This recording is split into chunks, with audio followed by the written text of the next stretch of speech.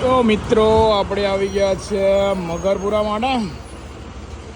મકરપુરામાં જોઈ શકો છો ગાડીઓ લાગેલી છે. તો મિત્રો આજે વાત કરવાની કે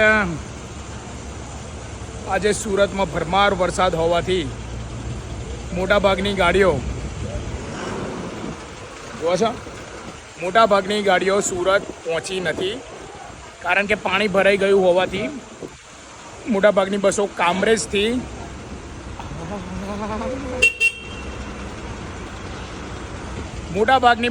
કામરેજથી પાછી રિટર્ન આવી છે મિત્રો.